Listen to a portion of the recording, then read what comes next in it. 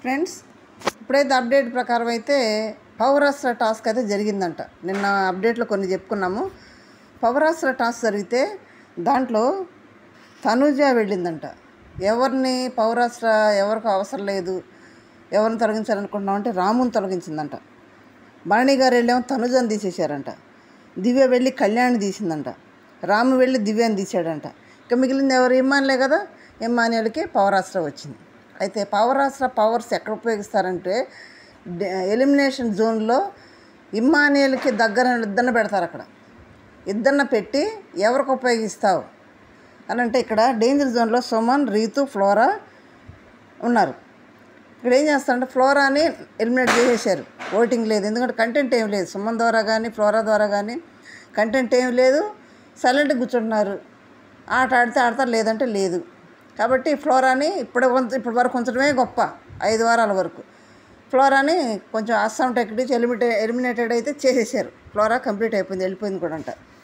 Next Suman, రీతుని danger జోన్లో పెట్టబోతున్నారంట. నాకు తెలిసిన అప్డేట్ ప్రకారం చెప్తున్నా. పెడితే ఏమవుద్ది, మన గెస్సింగ్ పెడితే ఒకవేళ ఇమ్మానుయల్ ఎవరికి హెల్ప్ చేస్తారు? రీతుకు చేస్తాడా, సుమన్ శెట్టి గారు చేస్తారా? రీతుకు చేస్తేనేమో పులిహార కలపడానికి లోపల ఉంటుంది.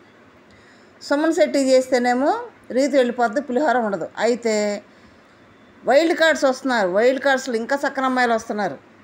ఇంకా చక్కని అమ్మాయిలు మంచి గట్టి పోటీ ఇచ్చే గేమ్కి పోటీ ఇచ్చేవాళ్ళు వస్తున్నారు.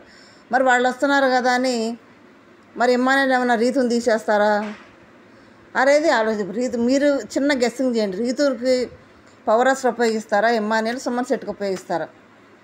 రీతు ఆల్రెడీ ఇమ్మానుయల్ని కలర్ టాస్క్లో తీసేసింది.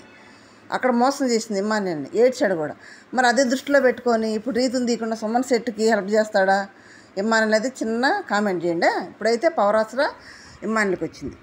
Next wild cards. చాలా వైల్డ్గా ఉన్నారు వీళ్ళు. వైల్డ్ కార్డ్స్ అంటే మామూలు వైల్డ్ కార్డ్ కాదు. ఎందుకంటే ఉన్నవాళ్ళకి 5 వారాలు మంచి ఓటింగ్ అనేది ఫ్యాన్ బేసింగ్ అది ఏర్పడింది. మరి వాళ్ళని డామినేట్ చేసేవాళ్ళు రావాలి మొత్తానికి ఇక్కడికి. వాళ్ళకంటే కూడా ఫాలోవర్స్ ఎక్కువ ఉన్న వాళ్ళు వస్తేనే అక్కడ గెటన్ చేయగలరు. వైల్డ్ కార్డ్కి మరి ఆడియన్స్ తొందరగా కనెక్ట్ అవ్వడం అంటే కొంచెం టైం పడుతుంది. వాళ్ళు గేమ్ అది అంతా చూసి కదా ఆడియన్స్ కనెక్ట్ అయ్యేది. ఇప్పుడు బయట ఉండేట్టు హౌస్లో ఉంటారు కదా. దాన్ని బట్టి మరి వీళ్ళు ఎలా కనెక్ట్ అవుతారో, వైల్డ్గా కనెక్ట్ అవుతారో ఏందనేది చూడాలి. ఆడియన్స్కి ఎంత తొందరగా కనెక్ట్ అవుతారో కూడా చూద్దాం. వైల్డ్ కార్డ్స్ ఎవరు వస్తున్నారు? ఆయేషా జనత్ అమ్మాయి తమిళ్లో బిగ్ బాస్లో కూడా సీజన్ 6లోకి వెళ్ళిందంట. వెళ్ళి అక్కడ హోస్ట్ మన కమల్ హాసన్ గారు గేమ్ గురించి డిస్కషన్ చేస్తూ ఉంటే హోస్ట్గా ఎదురు తిరిగి మాట్లాడిందంట. అట్లా కాదు ఇట్లా అని. కొంచెం కాంట్రవర్సీ క్యాండిడేటే. బయట కూడా కొంచెం పర్సనల్ కూడా ఏదో కాంట్రవర్సీ నడుస్తున్నట్టు చాలా ఉంది. పర్సనల్ మనకు అవసరం. హౌస్లోకి వచ్చినా కూడా గేమ్ అది ముఖ్యం కాబట్టి మనకి గేమ్ లోపలికి వస్తే ఎలా ఉంటుందో చూడాలి. ఎందుకంటే అక్కడైతే మంచి గట్టి పోటీ ఇచ్చిందంట, స్ట్రైట్ ఫార్వర్డ్ అంట. పైగా సీరియల్ నటి ఊర్వశి రాక్షసు సీరియల్లో ఉందంట. ఇంకా వేరే సీరియల్స్లో కూడా ఉందంట అమ్మాయి. మొత్తానికి సుపరిచితురాలే, అందరికీ తెలిసిన అమ్మాయి వస్తుందంట. కాంట్రవర్సీ క్యాండిడేట్ అమ్మాయి. Next Ramya pickles. Ramya pickles బయట పాపం చాలా ఇదైపోయారు. 3 ఆడపిల్లలు చాలా గందరగోళం అయింది కాబట్టి అమ్మాయి మంచి చక్కని అమ్మాయి, మంచి జిమ్ బాడీ. ఇక్కడికి వస్తే ఒకవేళ వాళ్ళ అక్కల మీద ఉన్న వాళ్ళ మీద నిందని పోగొట్టుకోవడానికి కూడా ట్రై చేస్తారు. చేయొచ్చు కూడా. ఎందుకంటే తర్వాత సారీ చెప్పారు కదా, తప్పు అయిపోయింది, పొరపాటు జరిగిపోయింది, మేము అనలేదని చెప్పారు కదా, సారీ చెప్పారు. కాబట్టి ఇక్కడ కూడా వాళ్ళ మీద పడ్డ నింద కొంత తొలగించుకోవడానికి కూడా అవకాశం ఉంటుంది. హౌస్లో పెద్ద ప్లాట్ఫామ్ కాబట్టి రమ్య వస్తుంది. పైగా జిమ్ బాడీ, గట్టి పోటీ మొత్తానికి. రీతు పనికిరాదు ఈ అమ్మాయి దెబ్బకి, చక్కని అమ్మాయి కూడా. Next Divvala Madhuri business candidate, businessman అంటే బిజినెస్ లేడీ, తర్వాత డ్యాన్సరు, యూట్యూబ్లో మంచి యాక్టివ్ ఉన్న person. Next political, straightforward, ఏదైనా సరే మొహం మీద చెప్పాడు నా ఇష్టం అనే క్యాండిడేట్ అనమాట. మన దివ్యల మాధురి గారు వస్తున్నారంట. పర్సనల్ ఏమన్నా కానీ హౌస్లో ఆట మనం చూసేది కాబట్టి 3 కాంట్రవర్సీ క్యాండిడేట్స్, లేడీస్ 3 కూడా. మరి హౌస్లో ఎలా ఉంటారో, మరి ఎలా బిహేవ్ చేస్తారనేది బయట ఉన్నట్టు లోపలికి ఉంటారో లేదో చూడాలి మనం. ఓకే. నెక్స్ట్ 3 అమ్మాయిలు అయిపోయారు.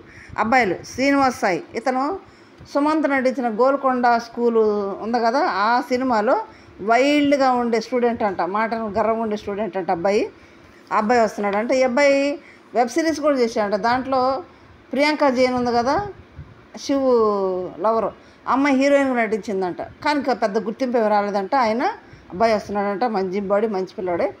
నెక్స్ట్ గౌరవ్ గుప్తా, జిమ్ క్యాండిడేట్ని తెస్తున్నారు అందరినీ. గౌరవ్ గుప్తా సీరియల్ నటుడు, తర్వాత జిమ్ బాడీ మంచి యాక్టివ్ పర్సన్ అంట, అతను కూడా వస్తున్నాడు. నిఖిల్ నాయర్ సీరియల్ నటుడు, హీరోగా చేశాడంట, సైడ్ క్యారెక్టర్లు చేశాడంట, మరి ఇతను కూడా వస్తున్నాడు. గట్టి పోటీ డెమాన్కి అయితే గట్టి పోటీ, డెమాన్కి కళ్యాణ్కి మన భరణికి గట్టి పోటీ వీళ్ళు. అయితే వీళ్ళు వైల్డ్గా వచ్చి వైల్డ్గా బిహేవ్ చేస్తారా, లేదంటే లోపల అసలే పాప మెత్తగా చల్లగా బంధాల బాంధవ్యాలతో పెనేసుకుని ఉంది ఆ చెట్టు, BB9 చెట్టు ఇప్పటి వరకు.